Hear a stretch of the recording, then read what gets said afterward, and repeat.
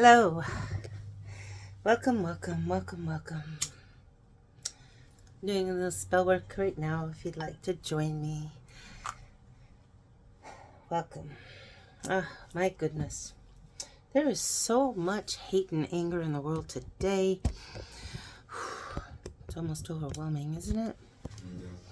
I thought I would work with some ingredients and bring about maybe a little love spell jar. Not love for me, not love for, romantic type of thing. Sometimes we need to get out of our own way, start thinking about things bigger and greater than us. And it seems like every time lately that happens, people are like just so angry and spewing hatred toward others. Just imagine if we took all that energy, all that passion, and actually spewed love. Ooh, what a concept. Wouldn't that be beautiful? You actually can, You can send out just as much love and passion and wonderful feelings towards people you don't know as people send out hate and anger and all this other kind of negative stuff. So we could give it a shot. So I'm going to take this little jar. And why am I doing a spell like this? Because it gives us something tangible. Sometimes, we need something to focus on, something to hold. So I'm going to take these roses I clipped off of a bouquet of roses I had. Oh, with these now, they were super dry on the actual stem, but I clipped them and put them in a bag, and they've started to soften up. So I'm going to leave them exposed to the air so they can dry.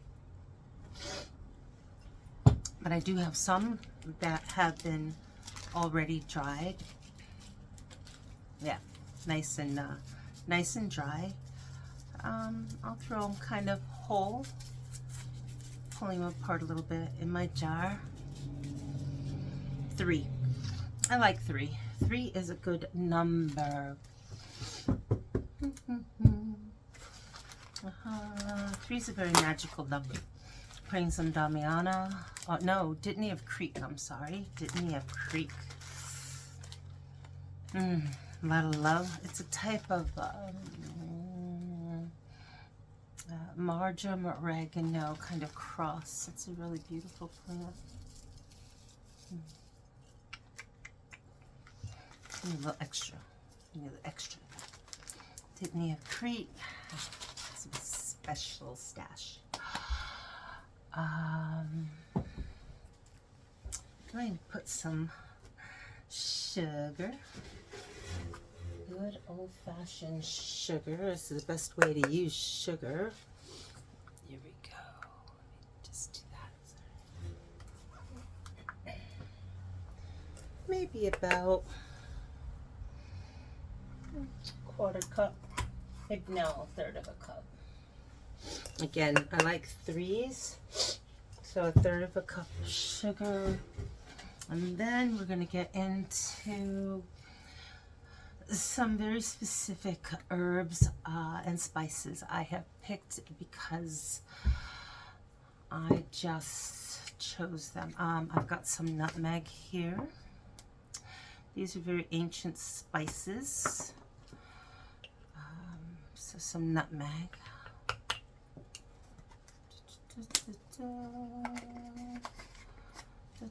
Cloves.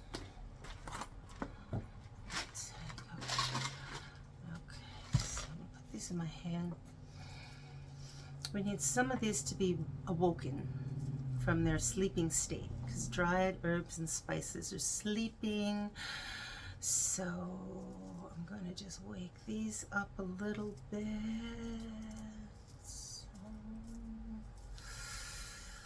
And put them in the jar. They'll wake up everybody else.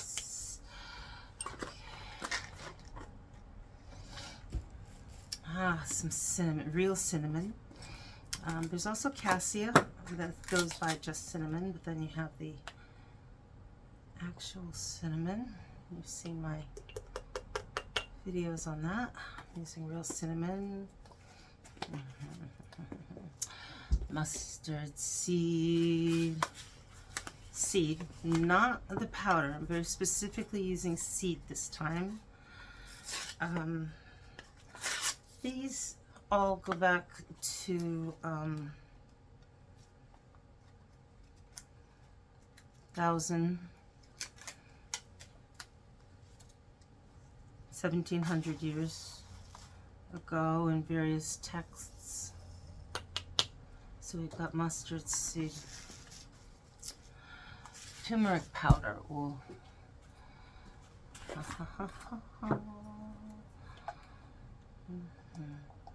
So this comes from certain lands that I'm trying to influence with love, peace, and pepper. Red pepper. Not using these necessarily so much for the magical property of, you know, red pepper is known for being really intense and maybe for protection, and that's not why I'm using it. I'm using it because they have that thread, that vibrational thread that goes back to their homeland. And then the sugar and organic Ceylon date honey. Oh, well, first I want to mix this up a little bit.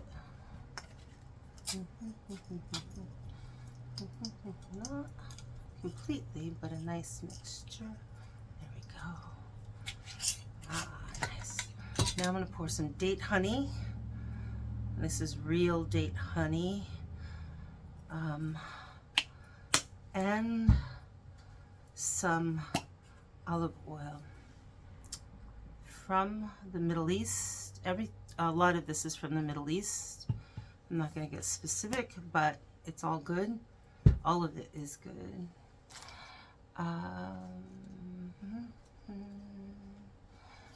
Now I'm going to put this on top.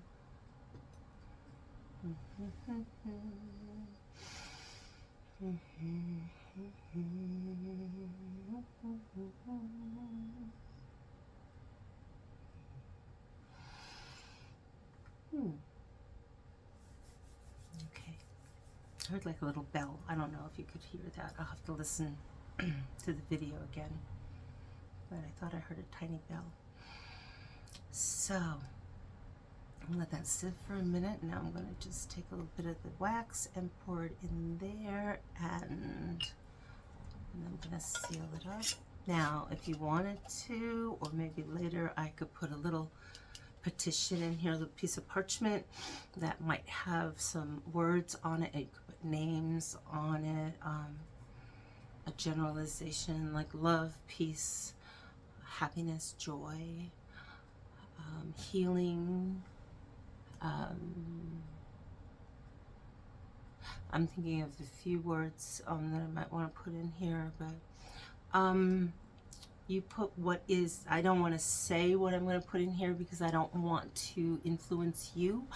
What comes to you that you want to write down on your piece of paper, write it down, and then fold it toward you. Just fold it toward you. It's coming toward you. It's coming into your world, the world that you exist in. And then take the top off, drop it into the jar, put the jar back on top. If you want, you can continue letting the candle burn on top, or let the candle burn a little bit every day until it's finally and totally extinguished. If you do put it out every day until it's finally burned down, this particular candle, I believe this will burn for about 10 hours. So if I let it burn at least for an hour a day, I'll get a good week of burns out of it. make sure you snuff it out rather than blow it out. It's just a tradition. It's not that it won't come true. It actually comes from a very ancient time when all candles were made out of tallow, which was a very soft animal fat, and